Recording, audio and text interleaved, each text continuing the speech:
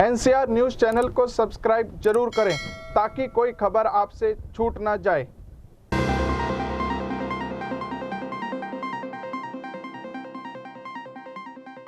गुरुग्राम पहुंचे भाजपा के प्रदेश अध्यक्ष ओम प्रकाश धनखड़। देखिए हमारी इस खास रिपोर्ट में।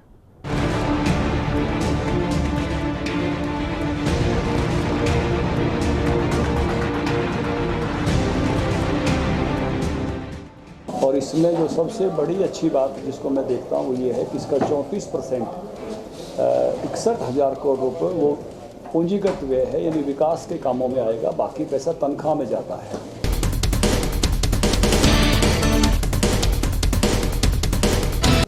देश का अमृत महोत्सव चल रहा है, ऐसे ही हरियाणा की स्वर्ण जयंती चली थी, तो हरियाणा का अमृत महोत्सव आएगा।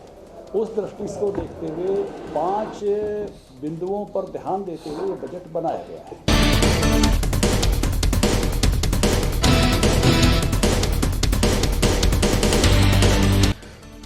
भारतीय जनता पार्टी के प्रदेश अध्यक्ष ओम प्रकाश धनखड़ ने मंगलवार को हरियाणा विधानसभा में प्रस्तुत बजट को समर्थ और स्वस्थ हरियाणा की तस्वीर करार दिया है।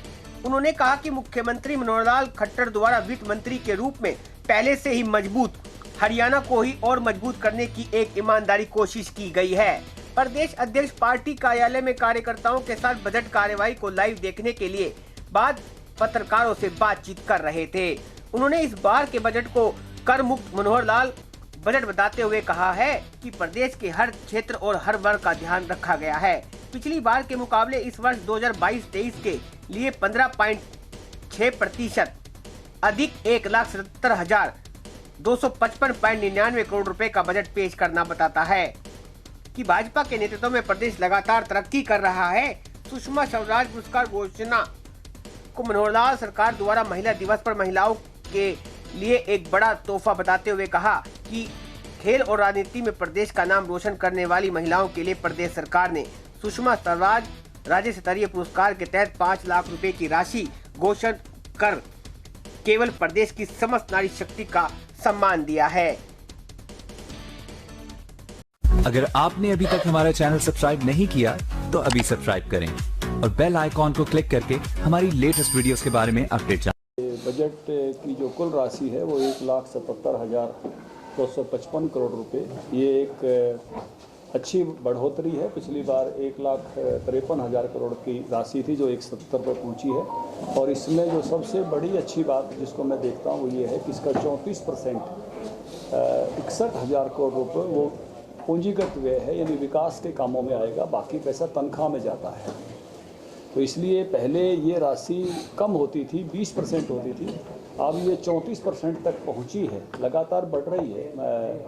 19 के बजट तक ये 20% के आसपास थी, तो अभी इसकी जो बढ़ोतरी हो रही है ये बहुत अच्छी बात है। इसके कारण से विकास के कामों पर ज़्यादा खर्च होगा। दूसरी जो अच्छी बात मैं देखता हूँ कि आगामी जो है, जैसे अभी देश का अमृत महोत्सव चल रहा है, ऐसे ही हरियाणा की स्वर्ण जयंती चली थी, तो हरियाणा का अमृत महोत्सव आएगा। उस दृष्टि को देखते हुए 5 बिंदुओं पर ध्यान देते हुए ये बजट बनाया गया है। उसमें से एक बिंदु है समर्थ हरियाणा, कि किस प्रकार से हम हरियाणा को एक सशक्त राज्य के रूप में हर क्षेत्र में, चाहे वो इंफ्रास्ट्रक्चर का है, चाहे आईटी का है, चाहे औद्योगिक क्षेत्र है, हर क्षेत्र में मजबूत करते हुए खड़े हो जाएं। दूसरा उसका है कि गरीबों का मदद कैसे हो, सोशल सिक्योरिटी में हरियाणा को कैसे बढ़ाएं, अंत्योदय उसका एक बिंदु लिया गया है कि जिसमें हम सबसे पायदान पर सबसे नीचे जो लोग खड़े हैं उनको मजबूती प्रदान करें, उनके लिए रोजगार मेले लगाने की बात जो कही गई है, और उनको आमदनी को एक निश्चित लेवल पर ले जाने की बात कही गई है। और एक सोशल सिक्योरिटी जिसके माध्यम से मैं कहूँगा कि जो आयुष्मान का लेवल 1,80,000 करके और ऐसे बहुत बड़े वर्ग का जो बढ़ाया जा रहा है वो इसमें बहुत बड़ी बात है। इससे पहले वो आयुष्मान का लेवल केंद्र के जो मानक थे उनमें तय था, तो ये एक बड़ी बात मैं कहूँगा हुई है। इसमें एक बिंदु जो लिया गया इस जो बजट को गाइड कर रहा है वो है सतत विकास, कि हम जो है इस प्रकार से विकास की प्रक्रिया, यानी निरंतरता उसकी बनी रहना, उसमें एक स्थायित्व आना विकास की प्रक्रिया में, ये एक इस बजट के जो रास्ते। इसलिए आप देखेंगे इंफ्रास्ट्रक्चर पर जो खर्च करने की जो बात जो आई है, बढ़ाकर खर्च करने की बात आई है, इंफ्रास्ट्रक्चर को कैसे तेज़ी से बढ़ाया जा रहा है, तो उसके कारण से लगातार कैसे ग्रोथ हो, डेवलपमेंट हो, इसके विषय है। एक है कि विकास के साथ साथ पर्यावरण अच्छा रहे, इसलिए मुझे इस बात की खुशी है कि पर्यावरण को ध्यान में रखते हुए भी 15 लाख तक की राशि ऐसी इकाइयों को जिन्होंने पर्यावरण अपना ठीक करना है, कम ब्याज पर देने की घोषणा इस बजट में मुख्यमंत्री या हमारे वित्त मंत्री भी हैं, उन्होंने की है। एक विषय वो लेके आए हैं, सहभागिता की, किस तरह से मिलजुल कर जो प्राइवेट सेक्टर है और सरकारी सेक्टर है, बहुत सारे क्षेत्रों में मिलकर काम करें। मुझे इस बात का आनंद है कि पैक्स के किसानों के ब्याज माफ़ी की घोषणा इस बजट में उन्होंने की है। दूसरी बात की है एफपीओज को बढ़ावा देने की और प्राकृतिक खेती के क्लस्टर बनाने का जो विषय लेकर आए हैं, मुझे लगता है इसमें काफ़ी अच्छी बढ़ोतरी होगी। मत्स्य पालन और ऐसे किसानों के लिए या ऐसे पशुपालकों के लिए जिनके पास अपनी जगह नहीं है, पंचायती जगह देने की बात इस बजट में कही है। तो मुझे लगता है कि जिनके मन में पशुपालन की इस प्रकार की इच्छा है, जो जगह के कारण से लाभ नहीं ले पा रहे थे, वो इसमें से आगे बढ़ेंगे। हेल्थ सेक्टर में बहुत अच्छी बातें आई है बजट में। हर उपमंडल पर 100 बेड का हॉस्पिटल खोलने की बात जो हमारे वित्त मंत्री और वर्तमान मुख्यमंत्री जी ने कही है, वो एक बहुत सुंदर बात है। और इसी प्रकार से हर जिले में मेडिकल कॉलेज का, उसके साथ एक नर्सिंग कॉलेज का जो विषय आया है, वो बहुत अच्छा है। 1,80,000 तक के लोगों का मुफ्त, आमदनी वालों का मुफ्त इलाज, जैसे मैंने पहले भी आयुष्मान का लाभ उनको मिलेगा, सोशल सिक्योरिटी में भी उसको जिक्र किया। बुजुर्गों के लिए जो विशेष आरक्षण की बात कही है, फिजियोथेरेपी और 8% जो उनके लिए बेड आरक्षित करके रखना, क्योंकि हमारी बुजुर्गों की संख्या बढ़ रही है। और इसी तरह से ईएसआई के 14 नए अस्पताल खोलना, ये एक पहल है जिसमें से मैं कहूँगा कि हेल्थ सेक्टर बहुत मजबूत हो रहा है। मैं ये कहूँगा कि जो 3 कोष बनाने की उन्होंने बात की है, एक जलवायु और सतत विकास को ध्यान में रखते हुए एक उद्यम पूंजी कोष बनाने की बात की है और एक अनुसंधान और नवाचार का कोष बनाने की बात की है। तो मुझे लगता है कि इन कोषों के माध्यम से जो है, जो इसमें सतत विकास का लक्ष्य लिया गया है, उसको मजबूती मिलेगी।